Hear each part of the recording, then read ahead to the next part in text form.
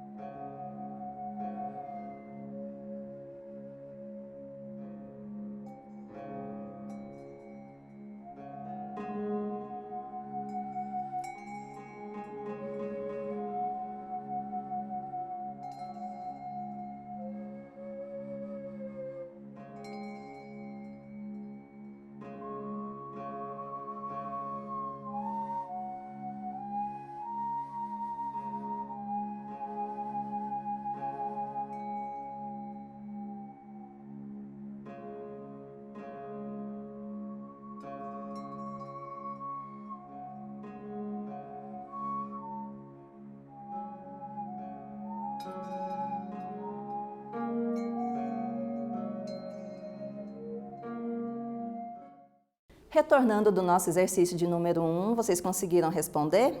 Ah, professora, eu não faço ideia, não tem problema. Se sua resposta foi eu não faço ideia, a gente vai conversar sobre esse assunto agora e vocês vão passar a conhecer um pouquinho sobre essas informações que eu perguntei no exercício de número 1. Vamos lá? Como começou? No Brasil, o pioneirismo, vocês sabem o que é pioneirismo?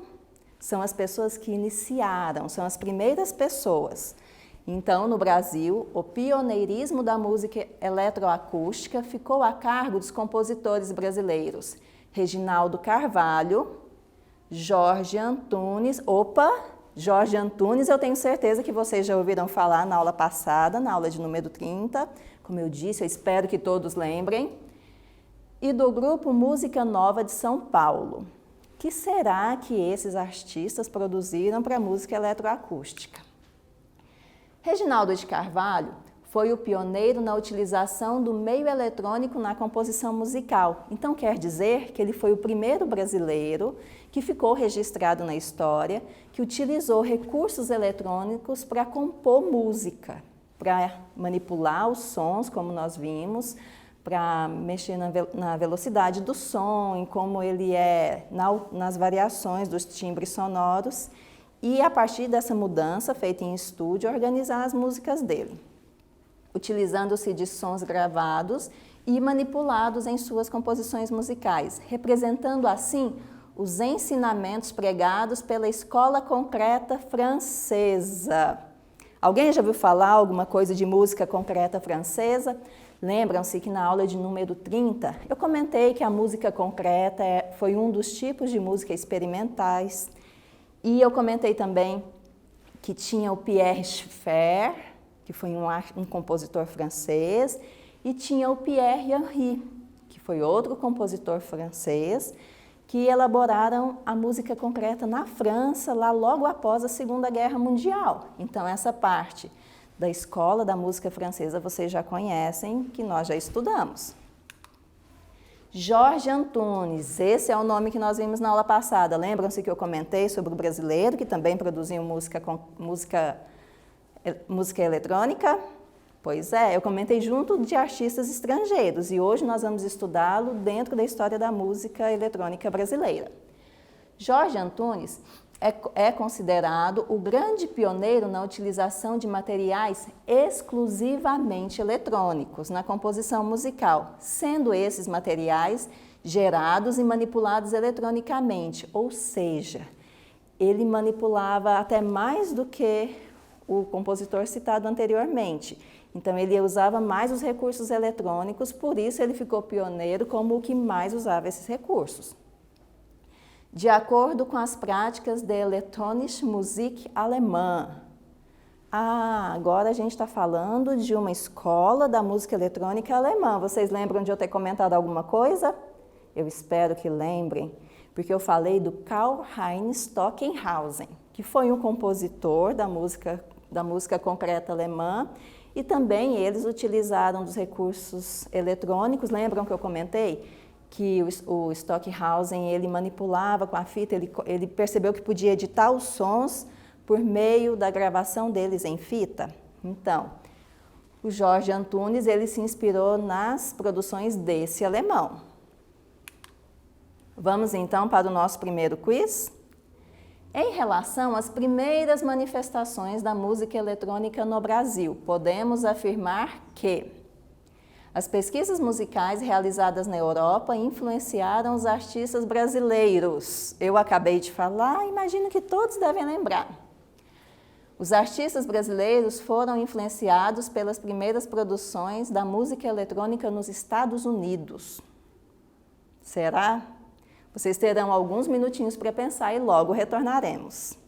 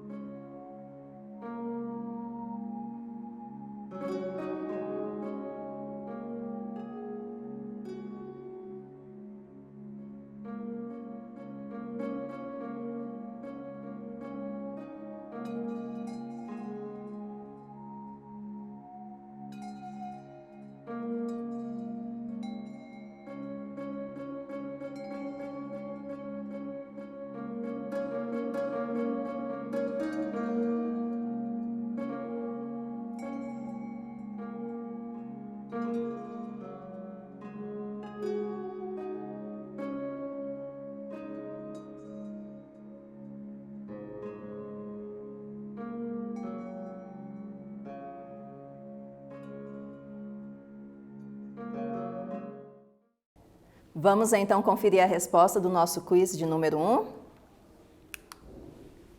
E aí, vocês acertaram? A resposta correta é que, em relação às primeiras manifestações da música eletrônica no Brasil, podemos afirmar que as pesquisas musicais realizadas na Europa influenciaram os artistas brasileiros. Como eu comentei com vocês, eles tiveram influência tanto da música concreta alemã como da música concreta francesa. Vamos então saber um pouco mais sobre o Reginaldo Carvalho. Estagiou e recebeu orientações de Pierre Schaeffer, Luc Ferrari. Luc Ferrari é um compositor francês, só que ele é descendente de italianos, e François Bell, que também é um compositor francês. No início da década de 1950 e com bolsa do governo francês. O que isso quer dizer? Ele foi para a França estudar sobre música e lá ele teve alguns professores, que foram esses 3 que eu citei. E ele pôde estudar com esses professores. Enquanto ele estudava, ele produzia músicas e no período que ele estava lá na França, ele recebeu bolsa. O que isso significa? O governo pagava um valor para ele, que era uma ajuda de custo para que ele se mantivesse lá naquele país enquanto ele estivesse estudando com esses professores. Então, ele teve a oportunidade de ir para a França com alguns recursos para ajuda de custo e lá ele pôde estudar com professores que ensinaram sobre a música concreta para ele. É através de seu contato com o estúdio experimental da Organização de Radiodifusão e Televisão Francesa que inicia a composição eletroacústica concreta brasileira. Então, é pelo contato que ele teve nessa experiência na França que ele pôde começar a compor, e aí nós começamos a ter as primeiras produções eletroacústicas de um compositor brasileiro. Reginaldo Carvalho, de volta ao Brasil, entre 1956 e 1959, constrói e mantém, sem ajuda de qualquer rádio brasileira, seu estúdio de experiências musicais no Rio de Janeiro, onde compõe as primeiras peças musicais eletroacústica concreta no Brasil. Ou seja, quando ele voltou para o Brasil, ele organizou um estúdio com recursos próprios, ele não teve a ajuda de nenhuma emissora de rádio brasileira, e a partir desse estúdio que ele organizou, ele começou a compor novamente as músicas, agora já no Brasil, e nós vamos ter as primeiras peças musicais compostas em território nacional. Peças musicais da música eletroacústica, não se esqueçam. Si bemol, de 1956, é a primeira peça brasileira do gênero, ou seja, a primeira música eletroacústica que foi composta aqui no Brasil é Si bemol, que é do Reginaldo Carvalho. Essa peça musical foi seguida por Temática e Dois Troços, que foram outras 2 peças musicais compostas por ele. Ambas do mesmo ano que Si bemol. Estas 3 peças de Carvalho, compostas para fita magnética era o recurso no qual ele gravava as músicas, utilizavam-se do som do piano gravado como material composicional. O que isso quer dizer?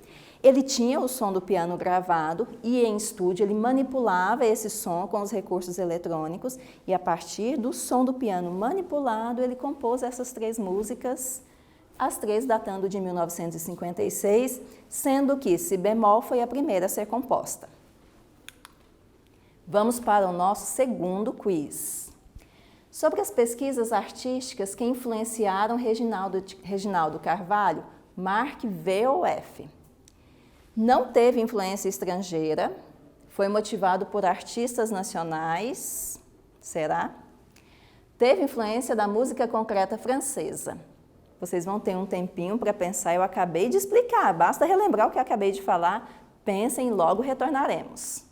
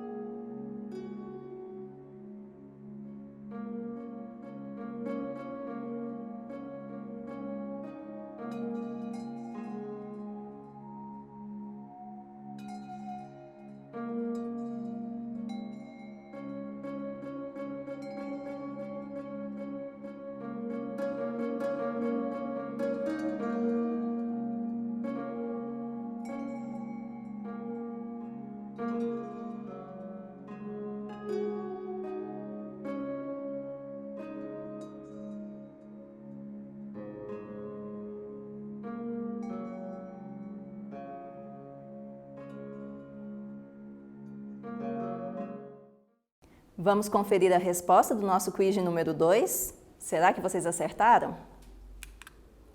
A primeira alternativa é falsa, por quê? Ela afirma que o Reginaldo Carvalho não teve influência estrangeira, porque ele foi motivado por artistas nacionais. E nós vimos justamente o contrário, né? Que ele foi fazer estágio, ele foi estudar com professores da França. Então, sim, ele saiu do país, teve influência de artistas estrangeiros para compor a sua música. E a segunda alternativa é verdadeira. Ele teve influência da música concreta francesa, que nós vimos que ele foi estudar justamente com compositores que foram pioneiros na música concreta francesa. Conseguiram responder certinho? Vamos então agora falar um pouco sobre o Jorge Antunes, que é o mesmo que eu comentei na aula de número 30. No Brasil, as primeiras composições eletroacústicas nos moldes da Elektronische Musik alemã ficaram a cargo de Jorge Antunes e sua Valsa Sideral. Ou seja, Valsa Sideral foi a primeira composição de Jorge Antunes que utilizava sons exclusivamente eletrônicos. E ele fez justamente inspirado nos trabalhos dos artistas da música concreta alemã. Um desses artistas é o Karlheinz Stockhausen, que nós estudamos também na aula de número 30. Viram que as informações estão ligadas? Nós dividimos para estudar, mas elas na verdade estão ligadas umas às outras e aos poucos a gente vai entendendo como faz essa ligação. Essa valsa sideral é considerada pelos historiadores como a primeira obra brasileira a utilizar-se exclusivamente de sons eletrônicos. Vocês devem ter observado, desde a aula que eu comecei com vocês, que logo após algumas partes do slide tem um parêntese, tem um sobrenome em letras maiúsculas e tem um número na frente. O que é que isso significa? Que esse texto aqui, eu peguei ele em uma publicação científica, em um artigo ou em um trabalho científico que foi publicado, e esse é o sobrenome, o último sobrenome do autor, e esse é o ano que foi publicado. Então, caso vocês achem interessante, porque aqui eu coloquei só uma frase do trabalho. Se vocês acharem interessante, quiserem conhecer mais, só vocês irem lá no final dos slides, tem as referências. Nas referências, vocês vão procurar por esse nome, Souza. E aí vocês vão ver que logo na frente tem um link onde eu peguei esse trabalho. A maior parte dos trabalhos que eu cito nas referências tem os links, eles estão disponíveis na internet, até mesmo para facilitar caso vocês queiram conhecer um pouco mais. Então, sempre que tiver esse parêntese e o ano, significa que lá nas referências vocês encontram o link do trabalho e poderão estudar um pouco mais sobre o assunto, tá? Jorge Antunes, ainda falando sobre ele, dedicou-se à composição eletroacústica do que chamamos arte integral. Agora é importante a gente dar uma pausa. Por quê? O que seria uma arte integral como foi proposta por Jorge Antunes? Nós percebemos que a maior parte das modalidades artísticas interagem com alguns dos nossos sentidos. Por exemplo, a música, ela interage mais com a nossa audição. As artes visuais, nós percebemos em sua maioria pela visão. Então, os nossos sentidos, alguns são privilegiados em alguns tipos de obras de arte. A arte integral é justamente uma proposta que ele vai procurar trabalhar com os nossos 5 sentidos, inclusive com o paladar. Então, ele vai além desses recursos que a arte tradicional propõe e vai justamente tentar explorar os nossos 5 sentidos. Por isso, e quais são os nossos 5 sentidos? Será que todos nós lembramos? Visão, audição, olfato, paladar e tato.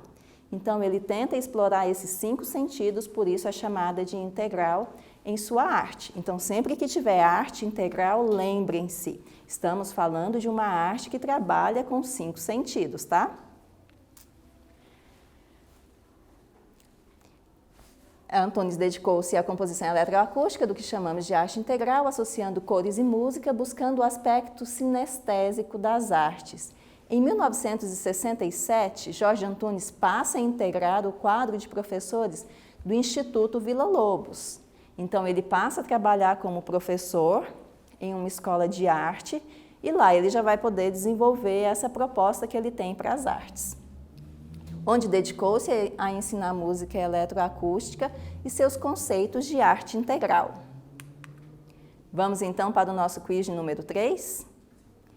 Qual foi a composição de Jorge Antunes considerada a primeira obra brasileira a utilizar exclusivamente sons eletrônicos? Nós tivemos várias palavras diferentes e aí vários nomes. Vamos ver se vocês conseguem identificar qual foi a primeira composição? Alternativa A, Elektronische Musik. Alternativa B, Valsa Sideral. Alternativa C, Arte Integral. Alternativa D, Vila Lobos. Qual será a alternativa correta? Um tempinho para vocês pensarem e logo retornaremos.